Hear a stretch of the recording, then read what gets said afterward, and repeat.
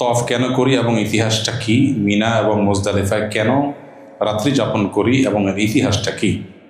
হজের যে অন্তর্নিহিত তাৎপর্য আছে এই বিষয়গুলোর জন্য আলাদা সেশন দরকার।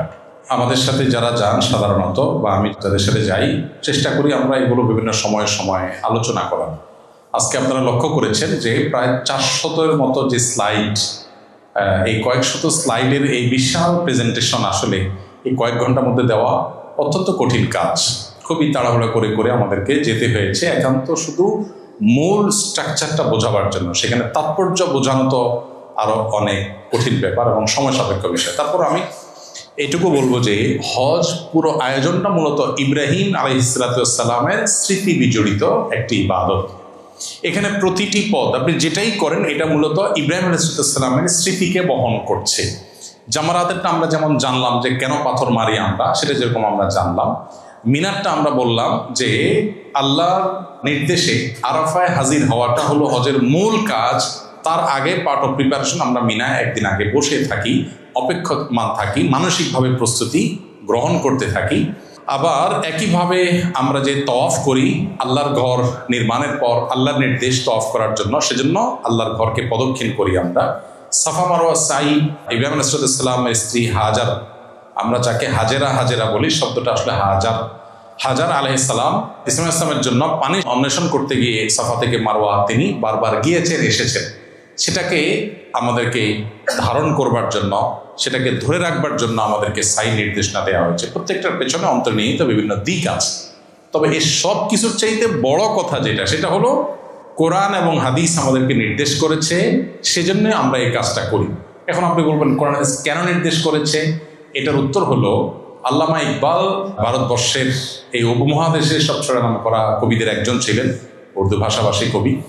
আল্লামা ইকবাল একজন দার্শনিক মানুষ ছিলেন, শুধু কবি নয়, আর অনেক গুণ আছে তার। আল্লামা ইকবালের একটা কবিতার অংশ আছে, সেটা হলো তিনি বলেছেন জু সমঝ মে আ গই ও ফির খোদা ক্যোं কর হুয়া। যার অর্থ হলো যেটা আপনি বুঝে ফেলেছেন, যেটা সায়েন্স আপনি ধরে ফেলেছেন, সেটা আবার আল্লাহর কাজ কিভাবে হয়? মানে আল্লাহ তো অসীম সত্তা, যে আপনার বিবেক দিয়ে আপনি কুল কেনারা করতে পারবেন না। আপনি যদি সবকিছু বুঝেই ফেলেন, রপ্তই করে ফেলেন, তাহলে সেক্ষেত্রে আসলে আল্লাহর অসীমত্ব সেখান থেকে বোঝা যায় না। আজ থেকে 300 বছর আগে যখন বিদ্যুৎ আবিষ্কার হয়নি, ওই সময়ের কোনো মানুষকে যদি বোঝানো হতো, বলা হতো যে এখানে ওয়ালে সুইচ আছে, এই সুইচগুলো সবগুলো দেখতে একরকম, আলাদা কোনো কালার টালার কিছু নেই। তাকে যদি বলা হতো তুমি এখানে জাস্ট, এখন তো টাচ সুইচ হয়েছে, মানে আপ ডাউন করতে হয় না, এখানে তুমি হাত দিবা এই বড় ফ্যান ঘোরা শুরু করে দিবে, ওখানে হাত দিবা লাইটগুলো সব জ্বলে যাবে। এটা যদি 300 বছর আগে, যে এই বিদ্যুতের এই টেকনোলজি আবিষ্কার হওয়ার আগের মানুষ, তাকে যদি এটা বলা হতো যে ওয়ালে এখানে হাত দিলে এটা করবে, এখানে হাত দিলে আলো জ্বলবে, সে কি বলতো? বলতো এটা বড় মাপের চাপাবাজ, অথবা মাথায় কোনো সমস্যা আছে। তার কাছে এটা ইলজিক্যাল, এই কাজটা একটা অযৌক্তিক কাজ, এখানে টিপ দিলে এটা কিভাবে করবে, মানে ফাওয়ালা। যদি ঘুরেও সে বলবে অন্য কোনো কারণে ঘুরছে, এর সাথে কোনো সম্পর্ক নেই। কিভাবে সম্পর্ক আছে? কেন সে বোঝে না? কারণ সেই টেকনোলজি সম্পর্কে ধারণা নেই। আমরা অনেক কাজ করি আল্লাহর নির্দেশে, নবী সাল্লাল্লাহু আলাইহি ওয়াসাল্লামের নির্দেশে, যেটার সায়েন্স আমি জানি না। এখন আমি সায়েন্স না জানলে যদি মনে করি না এটা কেন করব, তাহলে ওই লোকের মতো অবস্থা হবে। আমি সব বুঝে ফেলবো এটা জরুরি না। আজ থেকে, এখন তো ভয়েস কমান্ডের যুগ, এখন ভয়েস যদি বলা হয় হাই শ্রী কলম, ভয়েস কমান্ডও লাগে না, একটু আপনি হট ফিল করছেন, এসে চলবে। তাহলে আমরা যদি কোরআন এবং হাদিসের প্রত্যেকটা নির্দেশকে আমার বিবেকে বুঝে আসছে কিনা সেই কোষ্টি পাথরে যাচাই করে করে করতে চাই, এটা হবে সবচেয়ে বড় ভুল। কারণ আল্লাহর টেকনোলজি সব আমি বুঝে ফেলবো আমার বুদ্ধি দিয়ে, এটা নট নেসেসারি। বরং না বোঝাটা, সব কিছু যে বুঝবো না, এটাই হলো স্বাভাবিক। আপনি অনেকে আছে বলে ভাই একটা মানুষ ইমানটা নাই, মানুষটা অমায়িক মানুষ, সব দিক থেকে ভালো, আপনারা মুসলমান, আপনাদের ইমান আছে বুঝলাম, কিন্তু দুনিয়া 2 নম্বরে সব করেন। অনেকে আছে না, এইরকম একটা থিঙ্কিং আছে না আমাদের মধ্যে। আচ্ছা, এখন তারা আপনি যদি বোঝাইতে চেষ্টা করেন, কোনোভাবে বোঝাতে পারবেন না যে ভাই ইমান না থাকলে ভাই কিছু থেকে লাভ নেই, এটা বোঝানো যাবে না তাকে। সে বল ভাই আচার আচরণ ব্যবহার লেনদেন দেখেন, এই যে ইউরোপিয়ানরা, পশ্চিমারা, আমেরিকানরা দেখেন কত পারফেক্ট এরা, শুধু ইমানটা নেই। আর আপনাদের ইমান আছে শুধু, আর কিছু নেই। কিন্তু দুইয়ের ভিতরে যে আসমান জমিন পার্থক্য, এটা বোঝানো যাবে না। এটা বোঝানোর জন্য একটা এক্সাম্পলে আসে। একজন মানুষ, তিনি এই ডিজিটাল পৃথিবী সম্পর্কে কোনো ধারণা নেই, এই টেকনোলজি সম্পর্কে ধারণা নেই। এরকম একজন মানুষ, মুরব্বী মানুষ, ওনার সামনে দুইজন লোক ঝগড়া করছে। কি নিয়ে ঝগড়া করছে? ঝগড়া করে বলছে, তিনজন মূলত, একজনকে 1 লাখ টাকা ধার দিয়েছে, আরেকজনকে 1 লাখ ধার দিয়েছে।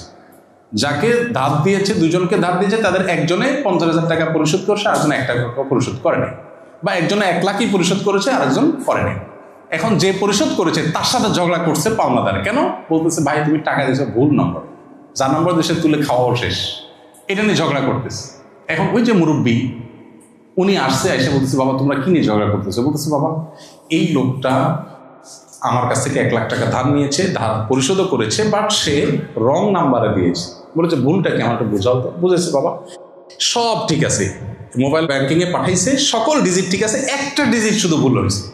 এখন ওই মুরব্বী যে এই ডিজিটাল পৃথিবী সম্পর্কে ধারণা নেই, আমি বলবো, বাবা সব নাম্বার ঠিক আছে, টাকার অঙ্ক ঠিক আছে, একটা নাম্বার ভুল, এটার জন্য এত ঝগড়া করার কি আছে?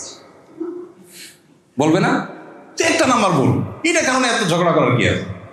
ও তো 1 টাকাও দেয় নাই, তুমি তার সাথে ঝগড়া করতেছো না। আরে ফুল টাকা দিছে, ফুল টাকা দিলে কি হবে? শুধু একটা ডিজিট ভুল করছে। একটা ডিজিট ভুল করলে যে পুরাটাই জলে গেছে, এটা তো চাচা বুঝবে না, কেউ বুঝাইতে পারবে না তাকে। এখন শুধু ইমানটা নাই, আর সব আছে। এটা সে আখেরাতের টেকনোলজি, ওই জগৎ সম্পর্কে ধারণা না পাওয়ার আগ পর্যন্ত তার কাছে ক্লিয়ার হবে না। সো দিন বা ইসলাম যুক্তি দিয়ে চলে না। আল্লাহ বলেছেন যে যুক্তি বা বিবেক পূজার নাম যদি দিন হতো, তাহলে মুজার উপরে মাসা না করে মুজার তলে মাসা করা লাগতো। আমরা মুজার মাসা করি কোথায়? উপরে। ময়লা লাগে কোথায়? নিচেই। মাসা করতে বলছে উপরে। অনেক কিছু আমার বুঝে নাও আসতে পারে, তবে হ্যাঁ এটা ঠিক যে হজের এই বিষয়গুলোর পেছনে অন্তর্নিহিত তাৎপর্য আছে। এগুলো জানার জন্য বলেছি, বিভিন্ন ইব্রাহিম ইসলামের স্মৃতি বিজড়িত বিষয়গুলো আমাদের পড়া দরকার। আমাদের একটা বক্তব্য আছে ইব্রাহিম ইসলামকে ঘিরে 1 ঘন্টার উপরে, এটাও হোয়াটসঅ্যাপ গ্রুপে দিয়ে দেওয়া যেতে পারে, ইউটিউবে আছে। সেখানে ইব্রাহিম ইসলামের পুরো জীবনীটাকে আমরা আনার চেষ্টা করেছি। হজের সাথে ইব্রাহিম ইসলামের সম্পর্ক অত্যন্ত সুনিবিড়, তাকে জানা দরকার, সেই জায়গা থেকে এটা আপনারা শুনতে পারেন। এরপরে প্রশ্ন, এজেন্সি থেকে বিমানবন্দরে এহরাম সবাইকে করে ফেলতে বলে, বা সবাই করে ফেললে আমি যদি একাকী থাকি, তাহলে একা একা মিকাত অতিক্রম করার সময় এহরাম বাঁধতে হবে কিনা? যদি আগে থেকে নিয়ত করে ফেলেন, ওকে, তাহলে সেটাই, এবং পরে আর আলাদা করে করার কিছু নেই, আপনার ওইটাই নিয়ত হিসাবে ধর্তব্য হবে। বিদায়ী তওয়াফ 10 তারিখ বা 11 তারিখ বা তার আগে যদি এজেন্সি করাতে বাধ্য করে, তা করলে ধারাবাহিকতা নষ্ট হবে। সেটি না করলেও আমি একা হয়ে যাওয়ার সম্ভাবনা থেকে যাবে, করতে সমস্যা হবে পরে, এক্ষেত্রে করণীয় কি? যদি কোনো এজেন্সি, অনেক এজেন্সি এই কাজ করে, খুবই দুর্ভাগ্যজনক। বিদায় হজ আগে করায়, আগে করলে হবে না, আপনাকে আবার করতে হবে। বিদায় হজ আগে কেন করায়?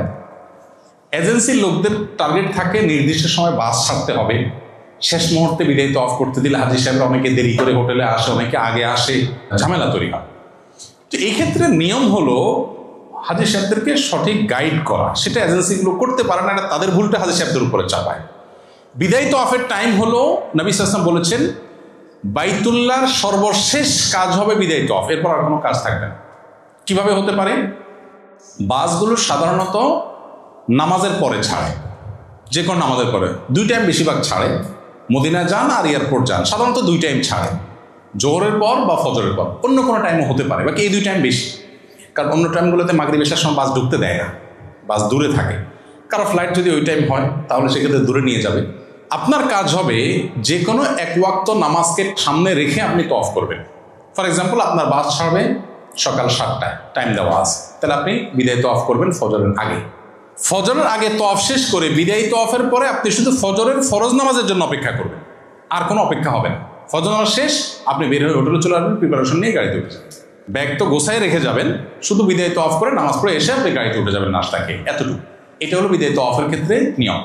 আমরা যদি 2 দিন বা 3 দিন আগে বিদায়ী তওয়াফ করে ফেলি, ওইটা নফল তওয়াফ হয়ে যাবে, ওইটা বিদায়ী তওয়াফ হিসেবে যথেষ্ট হবে না, আপনাকে আবার তওয়াফ করতে হবে। হজ শেষে দেশে ফিরে আসার পর যদি আমার মনে পড়ে যে কোনো ভুল ত্রুটির ফলে আমার উপর দম ওয়াজিব হয়েছে, উল্লেখিত অবস্থায় দম কোথায় বা কিভাবে আদায় করতে হবে? খুবই গুরুত্বপূর্ণ প্রশ্ন। পরে জেনেছেন যে দম ওয়াজিব হওয়ার মতো কাজ হয়েছে, বাট আপনি দম আদায় করেন নাই, তাহলে কি করবেন? উত্তর হলো, তখন আপনি আপনার তরফ থেকে যে কাউকে দিয়ে আপনি দম দেওয়াবেন। এখন তো অনলাইনে দমের টাকা পেমেন্ট করা যায়, বাংলাদেশে বসে পেমেন্ট করতে পারেন, সৌদিতে আপনার পক্ষ থেকে দম আদায় হবে। দম হিসেবে যে ছাগল বা দুম্বা কোরবানি করতে হয় সেটা বাংলাদেশ বা পৃথিবীর অন্য কোথাও জায়গা হলে হবে না, ওটা মক্কাতেই হতে হবে। মক্কাতে হওয়ার পর সেটা ডিস্ট্রিবিউশন যে কোনো জায়গায় হয়ে যেতে পারে। তো যেহেতু আপনি দেশে চলে আসছেন, মক্কা যাওয়ার সুযোগ নাই, তো সেক্ষেত্রে আপনি অনলাইনে দমের টোকেন কিনলে আপনার তরফ থেকে সৌদি সেই সরকারি এজেন্সি দম দিয়ে এটা ডিস্ট্রিবিউশনের ব্যবস্থা তারা করে, এটা আপনি করতে পারেন। আর চাইলে কোনো হাজি যাচ্ছেন তার মাধ্যমে আপনি করাতে পারেন যে আমারটা আপনি করে দিয়ে, অনলাইনেও আপনি টোকেন কিনে এটা করতে পারেন। এখানে প্রসঙ্গত একটু বলে রাখি, অনেক এজেন্সি একটা বড় অপকর্ম করে, সেটা হলো হাজিদের কাছ থেকে টাকা নেওয়ার সময় একটা দমের টাকা নিয়ে রাখে। কোরবানির টাকা তো আছেই, এক্সট্রাভাবে একটা কিসের টাকা নেয়? দমের টাকা। তো আমি অনেকগুলো এজেন্সিতে এরকম শোনা পর জিজ্ঞেস করলাম, ভাই এটা কেন করেন আপনারা, কাহিনী? তো বলে যে বলা যায় না, প্রথম হজ করতে যাচ্ছে বেচারা, কোনো ভুল যদি হয়ে যায় এই জন্য একটা অগ্রিম দম দিয়ে রাখলাম। তো আমি বললাম যে ব্যাপারটা হলো এরকম, নামাজ পড়তে যাচ্ছি, বলা তো যায় না, কোন কারণে সিজদায়ে সাহু ওয়াজিব হয়ে যেতে পারে, এই জন্য বাসার থেকে বের হওয়ার সময় 2-3টা সিজদায়ে সাহু দিয়ে গেলাম। ব্যাপারটা অনেকটা এরকম হয়ে গেল না? আপনি ব্যবসা করবেন সেটা না বলে, দান্দা না করে এই সমস্ত ধানায় মনে কেন করছেন? খুবই দুর্ভাগ্যজনক। দম ওয়াজিব হবে পার্টিকুলার ভুলের ভিত্তিতে, হতেও পারে আমি কনফিউশন রাখার দরকার কি, এই সন্দেহের ভিত্তিতে কোনো দম আসা। সো এই কনফিউশনের ভিতরে থাকার কোনো যুক্তি নেই। এহরামের কাপড় খুলে রেখে আমরা কি গামছা পরে গোসল করব? আপনি এহরামের কাপড় খুলে গামছা পরে গোসল করতে বাধ্য নন। আপনি চাইলে এহরামের কাপড় পরেই গোসল করতে পারেন, আপনার এক্সট্রা আর সেট এহরামের কাপড় আছে সেক্ষেত্রে। আবার আপনি চাইলে না এহরামের কাপড়টা ভেজাবো না আমি, সেক্ষেত্রে আপনি এহরামের কাপড় খুলে আপনি গামছা পরে গোসল করতে পারেন, কিন্তু আপনি লুঙ্গি পরে গোসল করবেন না। অনেক সময় হাজি সাহেবদেরকে দেখা যায় মক্কা যেয়ে এয়ারপোর্টের এই হ্যাসেল, বিমানের হ্যাসেল, লম্বা জার্নির পরে অনেক টায়ার্ড হয়ে যায়। এই টায়ার্ডের পরে হোটেলে যেয়ে দেখা যায় যে সুন্দর করে আগে একটু লুঙ্গি, বাঙালি লুঙ্গি না পড়লে তো হয় না, একটু লুঙ্গিটা পরে একটু রিল্যাক্স হওয়ার চেষ্টা করে, তো তাহলে দম ওয়াজিব হয়ে যাবে। কিন্তু আপনি লুঙ্গি, সেলাই করা লুঙ্গি সো সেটা করবেন না। আপনি গোসল করেন কিন্তু সেলাই করা জিনিস করবেন না। গামছা পরে করবেন নাকি এহরামের কাপড় পরে করবেন সেটা আপনার ডিসিশন। 20 এপ্রিল আমার ফ্লাইট, আমার স্ত্রীও আমার সাথে যাচ্ছেন। যাওয়ার সময় যদি তার মাসিক হয়ে যায় তাহলে সে তো আমাদের সাথে ওমরা করতে পারবে না, তার বিধান কি?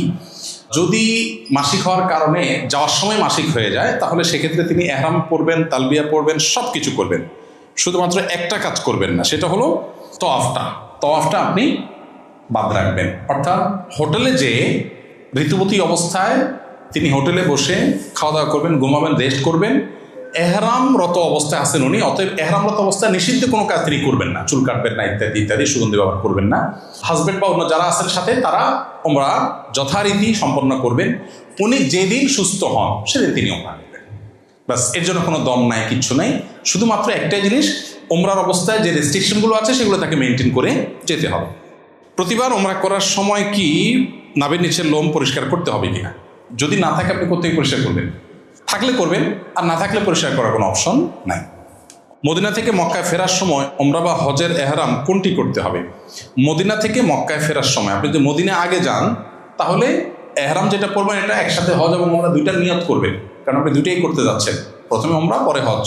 যেটা আমরা বিমানে উঠে করি সেটা আপনি মদিনার ওখান থেকেই করবেন। আচ্ছা, এরপরে হলো অর্থ এবং বিভিন্ন কার্ড ইত্যাদি কোথায় রেখে যাওয়া নিরাপদ? খুবই গুরুত্বপূর্ণ প্রশ্ন। সাধারণত হোটেলগুলো সেফ থাকে, তারপরে হোটেলগুলোতে মাস্টার কি থাকে, ওখানে হোটেলে যারা পরিচ্ছন্নতা কর্মী তারা যে কোনো সময় ঢুকতে পারে। এই জন্য খুব ভালো হয় যদি টাকা পয়সা আপনি ওখানে কোনো লকার থাকে, লকার রেখে যান। সব হোটেলে লকার থাকে না, ম্যাক্সিমাম হোটেলগুলোতে লকার থাকে না। সো সেক্ষেত্রে যেটা হয় যে কার্ড বা টাকা পয়সা এগুলো আপনার সাথেই রাখতে হবে। হোটেল রাখতে পারেন কিন্তু হোটেলে 100% গ্যারান্টি দেওয়া কঠিন। তবে এটা ঠিক যে সিসি ক্যামেরা যেহেতু আছে, কেউ ঢুকলে বের হলে এটা বের করা সম্ভব, আমাদের দেশের মতো না যে সেখানে কেউ চুরি করে পার পেয়ে যাবে। তবে পাসপোর্ট সাথে রাখার কোনো যুক্তি অন্তত তওয়াফের সময় নেই, কারণ হারাবার ভয় থাকে, পাসপোর্ট হারানোর হ্যাসেল এটা তো আর বলে শেষ করা যাবে না, কারণ আপনাকে আউটপাস নিতে হলে এম্বাসি থেকে অনেক হ্যাসেল নিতে হবে। এই জন্য সব হারাই গেল, পাসপোর্টটা যেন না হারায়, এই জন্য পাসপোর্টটা রুমে রেখে যাবেন। রুমে রেখে গেলে পাসপোর্ট হারাবার ভয় নেই। টাকা পয়সাটা রুমে যদি আপনি আপনার লাগেজের মধ্যে রেখে লক করে যেতে পারেন সেটা সবচেয়ে সেফ, লকার না থাকলে, আর না হলে সাথে বেল্টের মধ্যে নিরাপদে নিয়ে যেতে পারলে সেটা আপনার ব্যাপার। হাজরা আসওয়াদে কি আতর লাগানো থাকে? হাজরা আসওয়াদে আতর লাগানো থাকে, কিন্তু যেই পরিমাণ লোক ওখানে প্রতি মুহূর্তে প্রতি সেকেন্ডে যত লোক মোছে, ওই আতর কোথায় থাকবে, ওইটা কোথায় ভ্যানিশ হয়ে চলে যায়। সো ওইটা নিয়ে আমাদের টেনশন করার কোনো কারণ নেই। মক্কা মদিনা মিনা আরাফাত মুজদালিফায় নামাজ কসর হবে কিনা? যদি আপনি শর্ট প্যাকেজের হাজির হন, মক্কায় 7-8 দিন 9 দিন থাকেন, তাহলে তো আপনার কসর হবেই, আপনি মুসাফির সেই হিসাবে। আর এর বাইরে কসর হবে কিনা এটা নিয়ে ওলামাদের দুইটা মত আছে। একদম ওলামাদের মত হলো যে হজের অংশ হিসেবে মিনা, মুজদালিফা, আরাফার সকল নামাজ কসর হবে হজের অংশ হিসেবে, কারণ নবী সাল্লাল্লাহু আলাইহি ওয়াসাল্লাম এখানে কসর করেছে। আর অন্য ওলামাদের কথা হলো যে নবী সাল্লাল্লাহু আলাইহি ওয়াসাল্লাম মুসাফির ছিলেন সেই হিসাবে কসর করেছেন, অতএব এটা পার্ট অফ হজ না, বিধায় যারা ফুল প্যাকেজের হাজি, মক্কায় 15 দিন থাকার নিয়ত আছে, তারা এখানে কসর করবেন, তারা পুরো নামাজ পড়বে। তো এটা নিয়ে ওই যে তাবুগুলোতে ইখতিলাফ হয়, মত পার্থক্য হয়, সেজন্য আমরা বলি যারা কসর পড়বেন, কেউ একজন নামাজ পড়ালেন 2 রাকাত নামাজের পরে, যিনি পুরো নামাজ পড়তে চান সালাম ফেরানোর পরে তিনি 2 রাকাত প্লাস করে ফেলেন, না শেষ হয়ে গেল। আলাদা করে এটার জন্য গন্ডগোল ফাসাদ বা আলাদা গ্রুপিং করার দরকার নেই। দুর্ভাগ্যজনক হলো আমাদের বাংলাদেশিদের তাবুগুলোতে শুধুমাত্র এগুলো নিয়ে গ্রুপিং হয়, আমরা গ্রুপিং অ্যাভয়েড করব।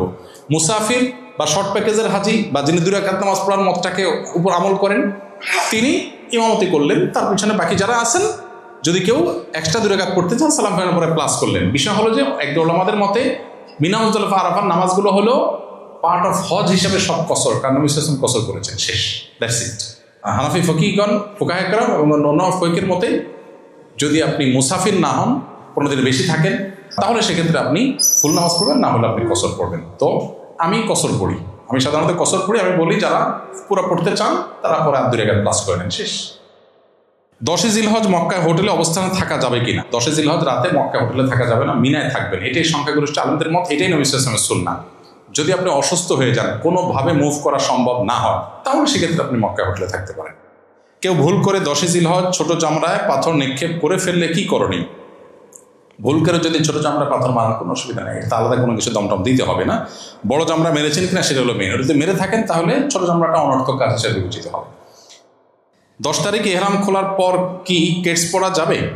হ্যাঁ, 10 তারিখে আপনি যখন পাথর মেরেছেন আর চুল চেঁচেছেন, তারপরে তো আপনি সাধারণ যে কোনো পোশাক পরতে পারেন, অতএব আপনি কেটস পরতে পারেন, আপনি মোজা পরতে পারেন, যে কোনো সাধারণ পোশাক আপনি পরতে পারবেন। এরপরে প্রশ্ন হলো বিমানে ওযু এবং নামাজের নিয়ম কি? খুবই গুরুত্বপূর্ণ একটি প্রশ্ন। বিমানে আমাদের ওযু এবং নামাজ পড়তে হবে নাকি মাফ? পড়তে হবে, কিন্তু বিমানে আমি নামাজ পড়া মানুষ খুব বেশি দেখি না। বরং হজের যে ফ্লাইটগুলো, আমি অবাক হয়েছি যে হজের ফ্লাইটগুলোতে দেখি মেজরিটি মানুষ নামাজ পড়ে না, তারা হজ করতে যাচ্ছে। গত বছর, আগের বছর তো হজ থেকে ফেরার পথে এক মুরব্বী চাচা চাচি দুইজন, মানে চাচা তো চুল চাচা আর ওই ফ্লাইট তো অলমোস্ট হজ যাত্রী, ওনারা বসে বসে স্ক্রিনে পুরা পথ ফিল্ম দেখলেন, ধুমধাড়াক্কা ফিল্ম দেখলেন মুরব্বী গণতন্ত্র। এখন আমাদের সাথে, আমি ছিলাম ওই বিমানে, আমাদের সাথে এক লোক, সে আবার একটু অ্যাকশন ওরিয়েন্টেড, দ্রুত হওয়া অ্যাকশন নিতে পছন্দ করে। তো এই ভদ্রলোক তিনি আর সহ্য করতে পারেন না, প্রথম উৎসুস করছে, বলে যে ভাই দেখছেন কি একটা অবস্থা, হ্যাঁ এরা হজ করে যাচ্ছে, এদের ওই মনিটরের লাইটে ঘুমাইতেও পারতেছি না, তো ধরে পড়ছে, হ্যাঁ আপনারা হজ করে আসছেন, বুড়াবুড়ি মানুষ, কী লাভ হচ্ছে আমাদের হজ করে? এখনই দেশে যাওয়ার আগে ফিল্ম দেখতে দেখতে বিমানের উপরে বসে বসে ফিল্ম দেখা শুরু করেছে। তো ওনারাও দেখে আবার দেখেছে, হ্যাঁ আমার ফিল্ম আমি দেখি, তোমার কি মিয়া মূর্খ মানুষ। এই হলো বাস্তবতা, খুবই দুর্ভাগ্যজনক বাস্তবতা। বিমানে আমরা অনেকে মনে করি যে বিমান বোধ হয় আকাশে, তো এখানে শরিয়ার বিধিবিধান মনে হয় মাটিতে শুধু, ব্যাপারটা তো সেরকম না, ওখানেও কার্যকর হবে। এই জন্য নামাজের সময় নামাজ আপনাকে পড়তে হবে। আমি বিমানে তো বটে, এমনকি রেলেও অনেক সময় দেখি নামাজি মানুষ বসে আছে, নামাজের সময় চলে আছে, কি অদ্ভুত ব্যাপার ভাই, নামাজ নেই। আরে নবী করিম সাল্লাল্লাহু আলাইহি ওয়াসাল্লাম জেহাদের ময়দানে নামাজ পড়েছেন, জীবন মরণ যেখানে, আর আপনি এখানে একটু কষ্ট হবে, একটু হয়তো অসুবিধা হবে, আপনি নামাজ পড়ছেন না। এখন প্রশ্ন কিভাবে করবেন? বিমানে সাধারণত টয়লেটগুলোতে ওযু করার মতো খুব ভালো ব্যবস্থা থাকে না, এবং বিমানের ক্যাপ্টেনরা বিভিন্ন সময় আমাদেরকে রিকোয়েস্ট করেন ব্যক্তিগতভাবে, ভাই আপনারা মানুষজনকে বলেন যে তারা যেন তায়াম্মুমের মাঠে নিয়ে আসে, বিমানের মধ্যে টয়লেটে যেন ওযু করার চেষ্টা না করে, কারণ এখানে নিচে অনেক কেবল টেবল থাকে, ফলে অনেক বেশি পানি টানি পড়ে ফেললে এটা আমাদের সিকিউরিটি ইস্যু তৈরি হতে পারে, এটা তাদের বক্তব্য। আর বাস্তবতাও তাই যে বিমানের মধ্যে ওযু করা সহজ বিষয় না। আমাদের মতো ইয়াং হলে অনেক সতর্কতার সাথে করা সম্ভব। আমি দেখেছি, আমি ওযু করলে নিচে অল্প কয়েক ফোঁটা পানি পড়ে, সেটা আবার টিস্যু দিয়ে আমি নিজ দায়িত্বে একদম ক্লিন করে আমি রেখে যাই, এটা আমি করতে পারি। বাট এটা সবাই পারবেন না, একজন বৃদ্ধ মানুষ পারবেন না, কারণ ওখানে ছোট্ট যে বেসিনটা আছে ওখানে আসলে কুলি করতে গেলে সাইডে পানি পড়ে যাবে। আবার পাও ধোয়া তো কঠিন, এখন পাও আমি তো অনেক উপর উঠাতে পারি, এখন বৃদ্ধ মানুষ তিনি তো পারবেন না। আবার অনেক সময় দেখা যায় যে ওখানে ছোট যে কাপ থাকে ওগুলো থেকে নিয়ে আপনার কোমরের উপরে সুন্দর উপরে ধরে পাও ধুইতে পারি আমি, একজন বৃদ্ধ মানুষ করতে গেলে তো পড়ে যাবে, ছোট একটা জায়গা। তো এই জন্য যাদের জন্য ওখানে তেমন করার কোনো ওয়ে নাই, তাদের জন্য কয়েকটা অপশন। নাম্বার 1, ফ্লাই করার 1-2 ঘন্টার মধ্যে নামাজের ওয়াক্ত হবে, তাহলে সেক্ষেত্রে আপনি ওযু করে উঠেন, এবং অজুটা ধরে রাখেন, নামাজটা পড়ে ফেলেন। নাম্বার 2 অপশন, ফ্লাই করার পরেও নামাজের সময় থাকবে, তাহলে ফ্লাই করার পর আপনি এয়ারপোর্টে গিয়ে সব কিছুর আগে নামাজটা পড়েন। ওকে। অপশন নম্বর 3, শুরুতে যে 1-2 ঘন্টা অজু ধরে রাখার মতো সময় না, বরং 3-4 ঘন্টা পরে নামাজে রক্ত হবে, এতক্ষণ আমি অজু ধরে রাখতে পারবো না, আবার নামার পরে টাইম থাকবে না। এটা হলো 3 নম্বর অপশন। এরকম যদি হয় তাহলে সেক্ষেত্রে আপনি বিমানের মধ্যেই আপনাকে নামাজ পড়তে হবে। সৌদি এয়ারলাইন্সে প্রতিটা ফ্লাইটেই, ইন্টারন্যাশনাল ফ্লাইটগুলোতে নামাজের জন্য ছোট্ট একটা জায়গা আছে। যদিও দুর্ভাগ্যজনক বাস্তবতা হলো এয়ারলাইন্সের ক্রুরা বেশিরভাগ ক্ষেত্রে খুব বেশি কোঅপারেটিভ হয় না, সহযোগিতা করে না, খুবই দুর্ভাগ্যজনক। এই জন্য পৃথিবীতে যত এয়ারলাইন্স আছে আমার জানা মতে নামাজের জন্য সবচেয়ে ভালো হলো মালয়েশিয়ান এয়ারলাইন্স। তারা নামাজের ক্ষেত্রে এত হেল্প করে এবং তাদের বেশিরভাগ এয়ারক্রাফটগুলো, বিশেষ করে বড় এয়ারক্রাফটগুলোতে মনিটরে একটু পরপর দেখায় নামাজের এতক্ষণ বাকি আছে, ক্যাবলা এদিকে আছে, এখন অমুক নামাজের সময়, সামনে অমুক নামাজের সময়। আমি অবাক হয়ে গেছি যতবার আমি গিয়েছি মালয়েশিয়া এয়ারলাইন্সে, মানে এইরকম নামাজের ব্যবস্থা এত হেল্পফুল যে কল্পনা করে। পুরো ফ্লাইটে হয়তো 2-3 জন মুসলমান, ভিনদেশি কোনো দেশে, কিন্তু তার জন্য পুরো ফ্লাইটের প্রত্যেকটা মনিটরে তারা নামাজের ইন্ডিকেটর, টাইমিং এগুলো তারা খুব মেনটেন করে। আমি কয়েকদিন আগে মালয়েশিয়া এয়ারলাইন্সে ট্রাভেল করছি, আমার মনে আছে যে আমি নামাজ পড়বো চেষ্টা করতেছি, এরপরে দেখি যে একজন ক্রু একটা কাগজ নিয়ে আসছে। কি হয়েছে বলে যে পাইলট তোমার জন্য নামাজের টাইমিংগুলো লিখে দিয়েছে হাতে। আমি পাইলটের কাছে চাই না, কিন্তু আমি মনে হচ্ছে এই পাইলটটা হয়তো অনেক ভালো, সেজন্য হয়েছে। কানেক্টিং ফ্লাইট ছিল, এরপরে কুয়ালালামপুর থেকে আরেকটা ফ্লাইটে যখন উঠলাম, সেখানে যখন একজন ক্রুকে নামাজ সম্পর্কে জিজ্ঞেস করলাম, দেখি সেও আবার পাইলটের আরেকটা কাগজ নিয়ে আসলো। আমি কাগজগুলো যত্ন সহকারে রেখে দিয়েছি, সুন্দর করে লিখে দিয়েছে যে তোমার সামনের এই টাইমে এই নামাজ, পুরো ডিরেকশন দিয়ে। মনিটরে তো আছেই, আমি মনিটরে খুঁজে পাচ্ছিলাম না, তখন লিখে পাঠালেন। তো আল্লাহ তাআলা তাদেরকে উত্তম বিনিময় দান করে। পৃথিবীর কোনো এয়ারলাইন্স আমি দেখি না যেটা মালয়েশিয়ান এয়ারলাইন্সে শুধুমাত্র নামাজের ক্ষেত্রে তারা এরকম হেল্প করে। সৌদি এয়ারলাইন্স এই হেল্পটা করে না, এটা দুর্ভাগ্যজনক বাস্তবতা। কিন্তু সৌদি এয়ারলাইন্সে নামাজের জায়গা আছে, হেল্প করে না বলতে কি, তারা আপনাকে ডিস্টার্বটা কি করবে, বেল বাঁধার সংকেত আছে, এখন হয়তো ওখানে আপনার উঁচা নিচে আপনার বাতাসের বেগ অনেক বেশি বা বেল বাঁধতে হবে, তখন আপনাকে ওখানে নামাজ পড়তে দিবে না, তা বাকি টাইমে নামাজ পড়তে দিবে। তাহলে পালা করে করে ওখানে নামাজ পড়া যায় চাইলে। বৃদ্ধ মানুষ আছেন, কেউ হয়তো মুভ করা সম্ভব না, তাহলে সিটে নামাজ পড়ে নিলে এই নামাজটা পরে কাজা করবে, এটা হলো অধিকতর উত্তম। কারণ কেবলামুখী হয়ে পরিপূর্ণভাবে সব ফরজ আদায় করা সম্ভব না, কিন্তু নামাজ আপনাকে পড়তেই হবে। আর অজু ভিতরে কোনোভাবে করা সম্ভব না, অপশন নম্বর 3-তে আসেন আপনি, নামাজ বিমানেই পড়তে হবে, পরে টাইম থাকবে না, এরকম যদি হয় তাহলে আপনি তায়াম্মুমের মাটি নিয়ে যাবেন। সৌদি এয়ারলাইন্সে অনেক সময় তায়াম্মুমের মাটি তারা দেয়, চাইলে দেয়, তাদের কাছে থাকে। আপনি একটু করে মাটি নিয়ে গেলেন, একটা টিস্যুতে পেপারে পেঁচে ওইটা দিয়ে আপনি তায়াম্মুম করলেন। যদি আপনার অজু করার মতো অবস্থা না থাকে, অজু করার চেষ্টা, যিনি অজু করতে গেলে অনেক পানি পড়ে যাবে, সিকিউরিটি ইস্যু তৈরি হবে, তার এটা করা উচিত না, কারণ সবার নিরাপত্তার ইস্যু আছে, আর অন্যদের ব্যবহার করতে হবে ওয়াশরুম। আর আমার মতো ইয়াং যারা আছেন যে খুব সতর্কতার সাথে তিনি করতে পারবেন, সামান্য একটু পানি পড়লে এটা আবার পরিষ্কার করে উনি টিস্যু দিয়ে মুছে যাবেন, দায়িত্বশীলতার সাথে তিনি এটা করতে পারেন। কিন্তু শেষ বটম লাইন হলো নামাজ আপনাকে সময় মতো আদায় করতে হবে। বিমানে আসি এই অজুহাতে নামাজ বাদ দিতে পারবেন না। আমার হাজব্যান্ড আগে হজ করেছেন, এবার আমার সাথে মাহরাম হিসাবে হজ করতে যাচ্ছেন, এক্ষেত্রে তিনি কি আমার আব্বু মানে শ্বশুর শাশুড়ির বদলি হজ করতে পারবেন কিনা? যদি বদলি হজ করেন সেক্ষেত্রে হজের পরিপূর্ণ খরচ কি তার শ্বশুর আব্বা দিতে হবে, নাকি কিছু খরচ দিলেও বদলি হজ হয়ে যাবে? এখানে তো জামাইয়ের শ্বশুর একটা দেনাপানা ইস্যু চলে আসছে। শ্বশুরবাড়ির টাকা যেহেতু, অতএব হজে যাচ্ছে, এমনিই তো কিছু টাকা দিতে পারে জামাইকে যৌতুক হিসাবে।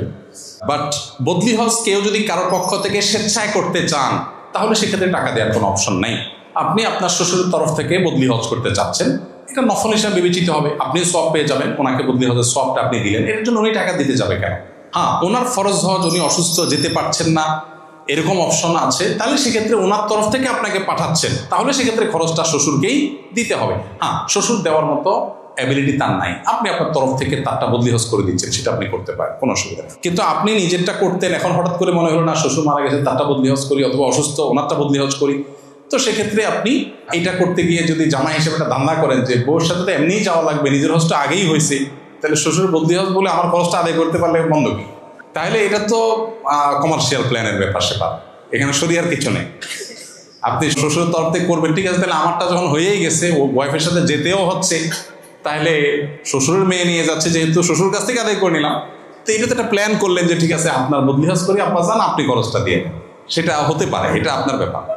তওয়াফ করার সময় ওযু নষ্ট হলে তায়াম্মুম করলে হবে কি না, ইন্টারেস্টিং এবং দরকারি প্রশ্ন। তওয়াফের সময় ওযু থাকতে হয়, সাইয়ের সময় ওযু না থাকলেও চলবে। সাই করতে করতে ওযু ছুটে গেছে, অসুবিধা নেই, ব্যবসা সাই কমপ্লিট করতে পারবেন। কিন্তু তওয়াফের সময় ওযু থাকতে হবে। এখন কথা হলো তওয়াফের সময় যে ওযু থাকতে হবে, ওযু ছুটে গেছে কি করবেন? দুটো অপশন আছে। এক হলো ফুল বাহিরে এসে আপনি আবার ওযু করে যেতে পারেন, কিন্তু শুধু ওযুর জন্য বাহিরে যাওয়ার প্রয়োজন নাই।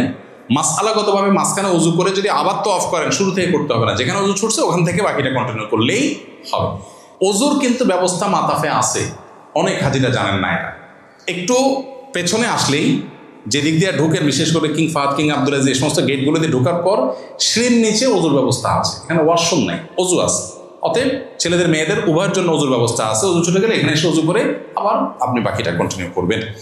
সাইতে শেষ চক্করে যখন মারওয়া পৌঁছাবো, তখন মারওয়াতে আর কোনো জিকির বা দোয়া করা যাবে কিনা না, এটা বলেছি আমরা। শেষ চক্করে একদম শেষ হয়ে গেছে, তখন আর দোয়া জিকির নেই।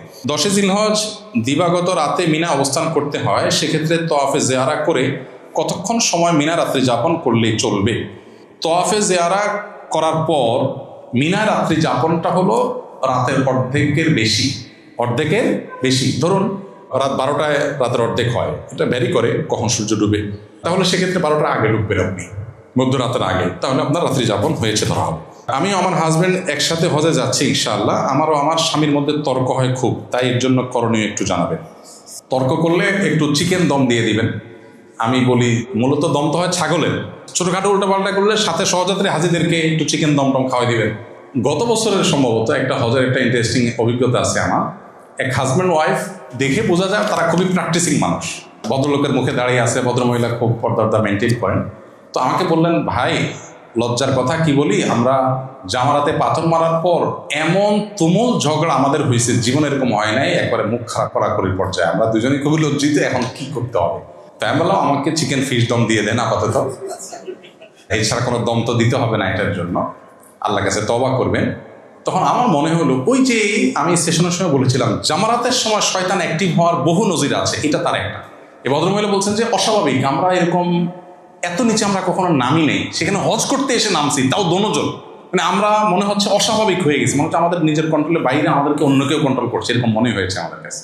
অনেকগুলো এক্সপিরিয়েন্স আমার জমছে, তো সেজন্য আমি মোটামুটি শিওর হয়েছি যে এই জায়গাগুলোতে শয়তান অনেক বেশি অ্যাক্টিভ হয়ে যায়।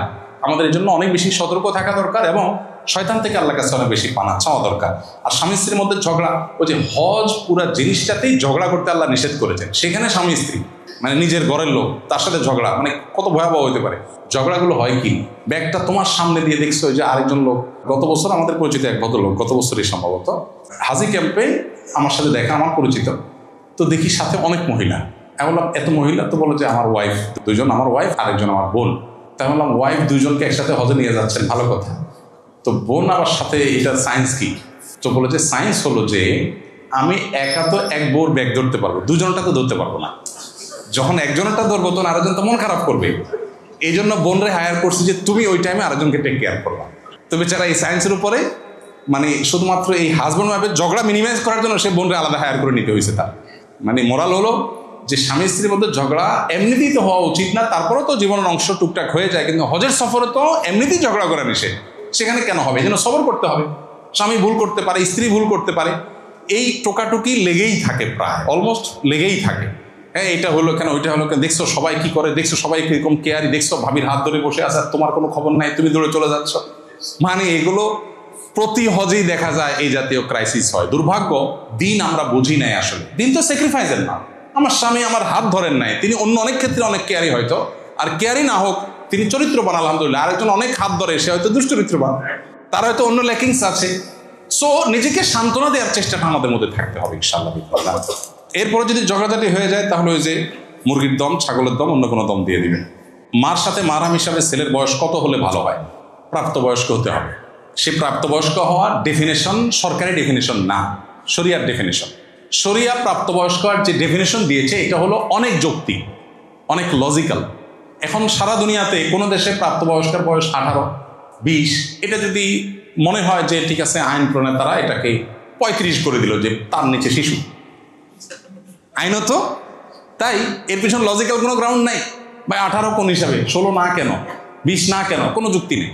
ইসলাম বলে প্রাপ্তবয়স্ক হবে একজন মানুষ, পুরুষ হলে, ছেলে হলে, ওর যখন স্বপ্নদোষ শুরু হয়ে যাবে, ওর যখন গোপদাড়ি গজায় যাবে, বায়োলজিক্যালি আপনার সেই প্রাপ্তবয়স্ক যখন হবে, এটার যখন আলামত তার শরীরে আসবে তখন সে প্রাপ্তবয়স্ক। মেয়ে হলে মাসিক শুরু হলে, এগুলো যদি কোনোটাই নির্দিষ্ট সময় না হয়, অনেকের অনেক বেশি দেরি হতে পারে।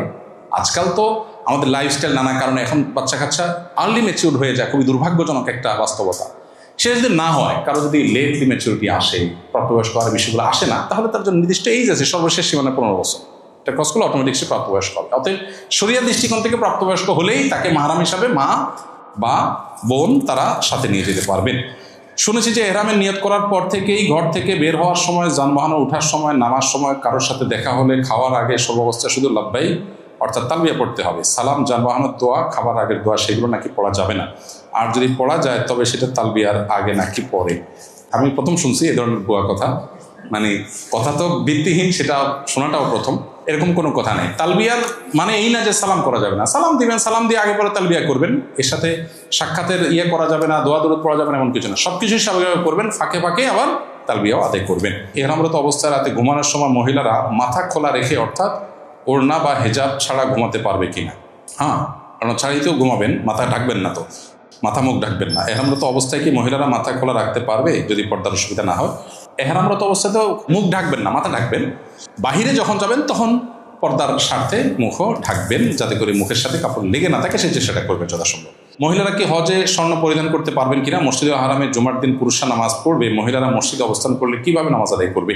মহিলারা যদি জুমার দিন মসজিদে নামাজ পড়েন তাহলে পুরুষদের মতো জুমাই পড়বেন, আলাদা কোনো অপশন নেই। আর যদি হোটেলে পড়েন তাহলে জোহর পড়বেন।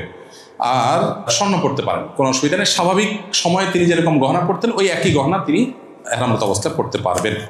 মুজদালেফায় ছাতা মেলে ঘুমালে কি খোলা আকাশের নিচে ঘুমানোর হুকুম তরক হবে? খোলা আকাশের নিচে ঘুমাইতে হবে এমন কোনো বাধ্যবাধকতা নাই। ওখানে তো মুজদালেফায় সরকার তাবু দেয় না। কেন?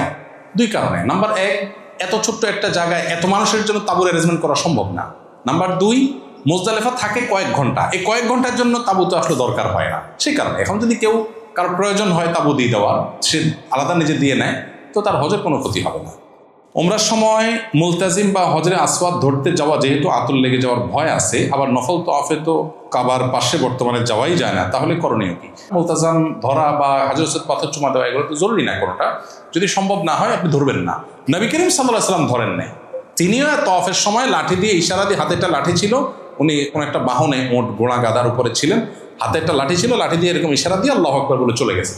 উনি যদি যেতে চাইতেন তখন তো এত ভোট ছিল না, সব সাহাবীরা সরে যেত, সবাই জায়গায় করে দিত, উনি চেষ্টা করেন নাই। তার মানে কি ভিড়ের মধ্যে ঢেলাঢেলি করার নির্দেশনা নাই?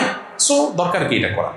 নফল তওয়াফের সময় ভিড় থাকে যদিও, তারপরে আপনি 30-40 দিনের প্যাকেজের মধ্যে ডেফিনেটলি এমন কিছু টাইম পাবেন যখন একটু ভিড় কম। বিশেষ করে যখন হজের পরের দিনগুলো হবে, আপনি সারাক্ষণ মাথাতে পড়ে থাকেন, শুকনো খাবার টাবার, ড্রাই ফ্রুট, খেজুর টেজুর রাখেন, পড়ে থাকেন। আপনি চান্স একবার না একবার দেখবেন পাবেন।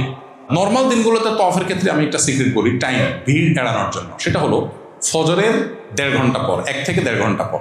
এই 24 ঘন্টা টাইমের মধ্যে সবচেয়ে রিল্যাক্স টাইম এটা। কারণ ফজরের পরপর একটা গ্রুপ তওয়াফ করে, ফজরের পরপর নেমে যায়, খুব ভিড় হয়।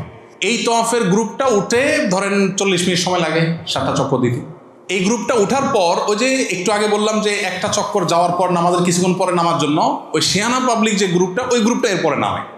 এরপর সাধারণত রাতভর জেগে থেকে অনেকে হারামে ইবাদতবন্দি করে, সকালে ফজরের পরে তওয়াফ করে হোটেলে যেয়ে খাওয়া দাওয়া করে রেস্ট করে ঘুমায়। এই টাইমটা একটা গুড টাইম, অর্থাৎ এশরাকের আধা ঘন্টা 40 মিনিট পর। এই টাইমটাতে ঘন্টা 2-2.5 সময় তুলনামূলকভাবে ভিড় কম পাবেন। কিন্তু এখানে সমস্যা হলো রোদ অনেক উত্তপ্ত হয়ে যায়। এই জন্য রোদ উত্তাপের আগে আগে আপনি তওয়াফ করলে সবচাইতে রিল্যাক্সের সাথে তওয়াফ করতে পারবেন। বোনরা ভোর রাতে চলে গেলেন হারামে, তাহাজ্জুদ পড়লেন, ফজর পড়লেন, এশরাক পড়লেন, এবং বোনরা তো মাতাফে চলে যেতে পারেন যে কোনো সময়, তাদের তো আর বাধা দেয় না পুলিশ।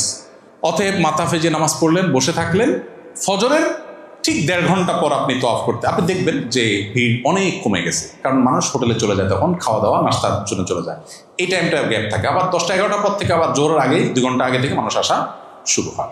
এগুলো একটু প্ল্যান করে করলে দেখা যায় যে কষ্ট অনেক কমে যায়। হজের কার্যক্রম যখন করব তখন কি সর্বাবস্থা উজু থাকা জরুরি? না, মোটেই না। সর্বাবস্থা উজু রাখা কি সম্ভব এত লম্বা সময়? জরুরি না। প্রস্রাব পায়খানার জনিত অসুস্থতা থাকলে একটু পরপর কি ওয়াশরুমে গিয়ে চেক করা জরুরি, নাকি আল্লাহর পর তাওয়াক্কুল করব? এটা এক রকমের ওয়াসওয়াসার রোগ, এটাকে প্রশ্রয় দেওয়া যাবে না। অহেতুক পেশাব আসছে কি আসে নাই আমি একটু পরপর চেক করি, এটা একটা রোগ, এটাকে প্রশ্রয় দেওয়া যাবে না।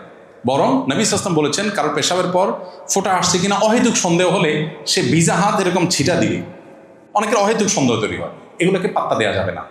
হ্যাঁ, যদি সিরিয়াসলি আপনার এরকম সমস্যা থাকে তাহলে তো আপনি চেক করবেন, কিন্তু সিরিয়াসলি না হলে, অহেতুক হলে সেটাকে অ্যাভয়েড করবেন। যদি মনে হয় না প্রবল সম্ভাবনা আছে, 10 বার চেক করলে 8 বারই আমি পাই, তাহলে সেক্ষেত্রে আপনি অবশ্যই চেক করবেন।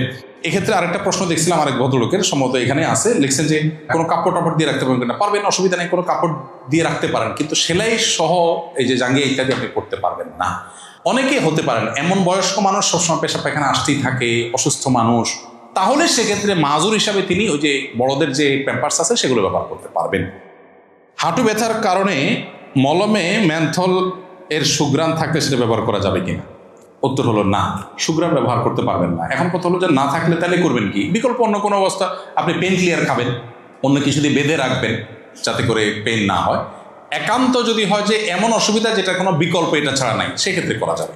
কেরান হজ করতে ওমরার সাই শেষ করার পর চুল কাটতে হবে কিনা, যেহেতু এহরাম খুলে হালাল হচ্ছি না।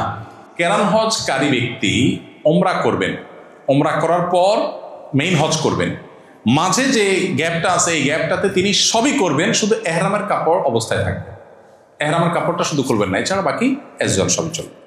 10 তারিখ জামারায় পাথর নিক্ষেপ করেই কোরবানি ও মাথা মুন্ডন ফরজ, আগে তওয়াফ ও সাই করে ফেলা যাবে কি না? 10 তারিখে জামারায় পাথর নিক্ষেপ করে কোরবানি এবং মাথা মুন্ডন ছাড়া তওয়াফ করতে পারবেন। হজের যে ফরজ তওয়াফ, এটার জন্য কোরবানি বা মাথা মুন্ডন জরুরি না, আগে পরে হলেও সমস্যা নেই। হজের সময় এহরাম বেঁধে মিনায় তাঁবু থেকে বের হয়ে আরাফায় যে গোসল করতে চাইলে এহরাম খুলে ফেলা যাবে কিনা? ভালো একটা মাসালা প্রসঙ্গত আছে। আরাফায় গিয়ে একটু ফ্রেশ হয়ে গোসল করা ভালো, উত্তম, মুস্তাহাব। বিশেষ করে আপনার অনেক ভিড় থাকে, গরম থাকে, ফ্রেশনেসের জন্য দরকার হয়, কিন্তু সেখানে গোসলের ভালো কোনো ব্যবস্থাপনা নাই। শুধু টেপ আছে কিছু, বালতি বা টুকটাক কিছু পাবেন বোতল, এগুলো দিয়ে বসে সবার সামনে গোসল করতে হবে। আলাদা ওয়াশরুমের মধ্যে কোনো কোনো জায়গা ক্ষেত্রে গোসলের ব্যবস্থা থাকতে পারে, না থাকলে ওই পাইপ দিয়ে করতে হবে। দুইটা ব্যবস্থাপনা আছে। এখানে খুবই গুরুত্বপূর্ণ একটা বিষয় হলো মা বোনদের জন্য, সেটা হলো মেজরিটি হাজিদেরকে দেখা যায় মহিলারা পর্দার কোনো বালাই নেই। অনেক পুরুষরা আছে, আপনারা প্রস্তুতিমূলক সেশনে দেখছেন, হোটেলে দেখা যাচ্ছে আপনার ওয়াইফ একটা রুমে অন্য মহিলাদের সাথে আছে, আপনি সেখানে অনুহরণ করে ঢুকে যাচ্ছে, সেখানে অন্যজনের ওয়াইফ আছে। মিনাতে আরাফাতে তাঁবুতে মহিলাদের তাঁবু, আপনার ওয়াইফ আছে, আপনি তাকে দূর থেকে ডাক দেন, ফোন কল দেন না, আপনি ডাইরেক্ট ঢুকে যাচ্ছেন।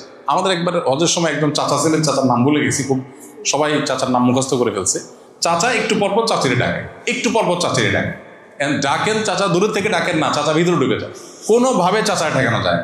মানে এটার জন্য বহুত আইন মোকদ্দমা করেও শেষ পর্যন্ত ঠেকানো যায় না বেচারাকে, কোনোভাবে সে নিয়ন্ত্রণই করতে পারে না। ওখানে তো মিনা মুজদালিফাতে স্বামী স্ত্রী একসাথে কুটিপতি হলেও থাকার কোনো সিস্টেম নেই, আলাদাই থাকতে হয়।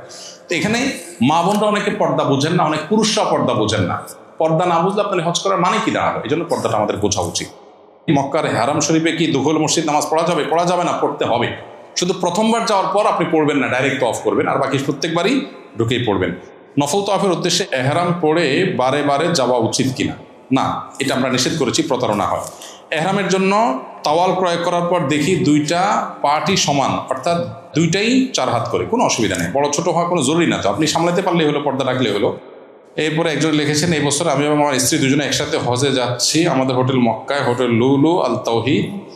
আমরা দুজনে মক্কাতে আপনার হজের সেশনে যেতে চাই। এটা যে হুদুদ, এদের সাথে যোগাযোগ করতে পারেন যদি সুযোগ থাকে, সাধারণত সুযোগ কম থাকে, নির্দিষ্ট জায়গা থাকে, যোগাযোগ করতে পারেন। বিমানে কি এহরামের কাপড় পরা যাবে কিনা, সেক্ষেত্রে অজু বা তায়াম্মুম লাগবে কিনা? এহরামের কাপড়ের জন্য অজু তায়াম্মুম আবশ্যক না, আর বিমানে এহরামের কাপড় পরা খুবই কষ্ট করে, এত মানুষ আপনি কীভাবে করবেন?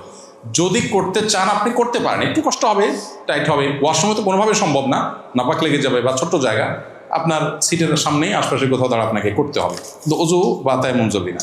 হজের সময় দ্বিতীয়, তৃতীয়, চতুর্থবার ওমরা করলে সে ওমরাকে নিজের জন্য করা যাবে, অন্য কারোর জন্য করা যাবে, দুইটাই করা যাবে। মক্কায় পৌঁছে হোটেলে গিয়ে গোসল করলে এহরামের কাপড় খুলতে হবে, তারপর আবার পড়তে হবে, তাহলে কি আবার এহরামের কাপড় পরা নিয়ত করতে হবে? না, প্রথম যেটা আছে ওইটাই নিয়ত।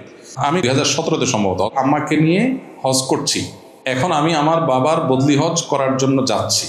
হজ করেছেন, এখন বদলি হজ করতে যাচ্ছেন, এর জন্য আলাদা কোনো নিয়ম আছে কিনা?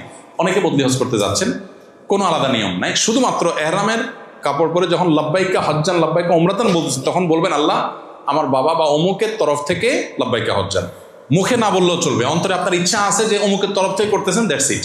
আর বাকি কাজ সব অ্যাজ ইউজুয়াল, আলাদা কোনো কিছুই নাই। শুধু নিয়তটা শুরু করবেন যখন, যে এটা তার তরফ থেকে করতেছি আল্লাহ, এই ইন্টেনশনটাই যথেষ্ট। পিতামাতা আর্থিকভাবে স্বাবলম্বী না হলে এবং সন্তানের উপরে হজ ফরজ হলে সন্তান কি পিতামাতাকে হজে না পাঠিয়ে নিজে হজ করতে পারবে কিনা? আমাদের দেশে এটা বহুল প্রচলিত একটা ভুল ধারণা যে বাবা মাকে আগে হজ করাইতে হয়, তারপর সন্তান হজ করতে। এটা ভুল ধারণা। বাবা মার হজের সাথে কোনো সম্পর্ক নেই। তাদের টাকা নেই, তাদের উপর আবশ্যক হয় নাই। আপনার টাকা হচ্ছে আপনার উপর আবশ্যক হবে।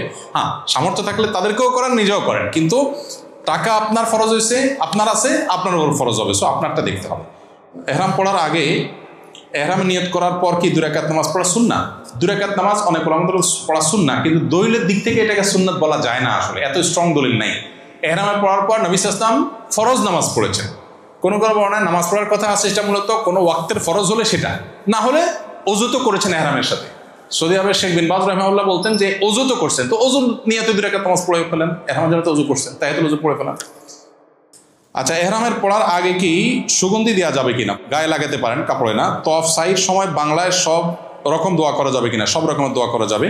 মিনা এহরাম অবস্থায় সুগন্ধি দেওয়া যাবে কিনা? না, এহরাম অবস্থায় সুগন্ধি আর কোনো হাতে, গায়ে, শরীরে কোথাও ব্যবহার করা যাবে না। মিকাতে নিয়ত করার পর কি আমরা 2 রাকাত সালাত আদায় করবো নাকি বাসায় আদায় করব? মিকাতে যদি নিয়ত করেন তাহলে মিকাতেই 2 রাকাত নামাজ পড়বেন, ওইটা ওযুর। জীবিত এবং মৃত ব্যক্তির নামে ওমরা করা যাবে কিনা? জীবিত এবং মৃত ব্যক্তির তরফ থেকে ওমরা করা যায়। আমি আমার মায়ের বদলি হজ করব, ওনার উপরে হজ ফরজ ছিল, উনি করতে চেয়েছিলেন কিন্তু ওসিয়ত করে যেতে পারেননি, উনি অনেক অসুস্থ ছিলেন। আমাদের ফ্লাইট 18 এপ্রিল, হজে কেরান আমার জন্য কষ্টকর হয়ে যাবে, তামাত্তু করতে পারবো কিনা? অবশ্যই করতে পারবেন, তামাত্তু করা যাবে না এমন কোনো কথা নাই বদলি হজে। দ্বিতীয় প্রশ্ন, আমি তো হজে দমে শকর করবো, এছাড়া বাংলাদেশে আলাদা কোরবানি দিতে হবে কিনা? এটা কমন প্রশ্ন। যারা সচ্ছল আছেন, বাংলাদেশে আলাদা আপনার পক্ষ থেকে কোরবানি হবে, এটা আলাদা। আর হজের কোরবানি যেটা, তো কোরবানি না, ওটা মূলত দমে শকর। অতএব সচ্ছল মানুষ হলে আপনার দেশে আপনার পক্ষ থেকে আলাদা কোরবানি অ্যারেঞ্জমেন্ট আপনি করবেন। ওযুর সাথে নিয়তের সম্পর্ক আছে কিনা? ঘুম থেকে উঠে ওযু ভেঙে যায়, তখন ওযুর নিয়ত করতে হবে কিনা? না, ওযুর সাথে নিয়তের সম্পর্ক নেই। আপনি বিমানে যখন মিকাতে নিয়ত করছেন তখন তো ওযু নাই বেশিরভাগ ক্ষেত্রেই। সো আপনার ওযুর জন্য, নিয়তের জন্য আলাদা ওযু করার দরকার নেই। কোরবানি যেহেতু সরকারের ক্ষেত্রে, এক্ষেত্রে আমাদের করণীয়, আপনার কোনো করণীয় নেই। আপনি কোরবানি হোক না হোক এটা নিয়ে মাথা ব্যথা করার দরকার নাই, কারণ হইলে আপনি নিয়ন্ত্রণের বাইরে এটা। যাদের পেশাবের সমস্যা আছে, ওই সময় আলাদা কোনো কাপড় লজ্জাস্থান দিয়ে সুরক্ষা করা যাবে কিনা? যাবে, সেটা সহ কিছু না পড়লেই হলো। হাজর আসাদের সরাসরি চুমু দেওয়া এবং দূর থেকে হাত উঁচু করে ইশারা চুমু খাওয়ার ফজিলত কি একই? দায় মুক্তি একই। যে হাজর আসাদ চুমা খেলো, যে দূর থেকে ইশারা দিল, দায়িত্ব আদায়ের ক্ষেত্রে, সুন্নাহ আদায়ের ক্ষেত্রে সবাই সুন্নাত আদায় হয়ে গেছে সমান। তবে ওইটা সরাসরি স্পর্শ করার যে মর্যাদা, সেটা হাত দিয়ে ইশারা হবে না। কিন্তু ওইটা করতে গিয়ে আবার মানুষকে কষ্ট দিতে গেলে সেক্ষেত্রে আবার ওই যে লাভ লস হিসাব করে লসের পাল্লাই ভারী থাকে। সালাত আদায় নিষিদ্ধ সময়ের বিধান কি মক্কা ও মদিনা শরীফের জন্য প্রযোজ্য? অবশ্যই প্রযোজ্য। অনেকে বুঝে না, নিষিদ্ধ সময় নামাজ পড়ে, খুবই দুর্ভাগ্যজনক একটা বিষয়। বিশেষ করে সবচেয়ে বড় সমস্যাটা হয় জুমার দিন। জুমার দিন কি হয়, গোটা সৌদি আরবে জুমার আজান 2টা যে হয়, এর ভিতরে জুমার প্রথম আজান এটা বিশেষ করে হয় হলো অনেক আগে। বুঝে আসছে কথা? অনেক সময় অনেক আগে হয়। আবার অনেক সময় হয় যে যখন আজান হয়েছে তখন আসলে নামাজ নিষিদ্ধ সময়ের টাইম চলতেছে, এরকমও হয়। তো আপনাকে দেখতে হবে জোহরের ওয়াক্ত হয়েছে কিনা। জোহরের ওয়াক্তের ঠিক আগ মুহূর্তে, ওয়াক্ত স্টার্টের আগ মুহূর্তে নামাজ পড়া যাবে না। এটা মক্কা মদিনার জন্য সেম জিনিস প্রযোজ্য। কিন্তু এখানে দেখবেন সারাক্ষণ নামাজ পড়তেছে মানুষ, কোনো বিশেষ বিধিনিষেধ তারা মেনটেন করেন, এটা ভুল। জুমার দিনের ফজিলত কি একটি জামে মসজিদে শুধু একজন পাবেন নাকি অনেকেই পেতে পারেন? যদি এটা হজ রিলেটেড প্রশ্ন না, তারপর পড়ে ফেলছে যেহেতু বলি, জুমার দিনে মসজিদে আগে প্রবেশ করলে আগে ফজিলত পাবে, পরে গেলে পরে পাবে। ফজিলত সবাই পাবে, কিন্তু কম বেশি হবে। যে যত আগে যাবে সে তত বেশি ফজিলত পাবে, যে যত পরে যাবে সে তত কম ফজিলত।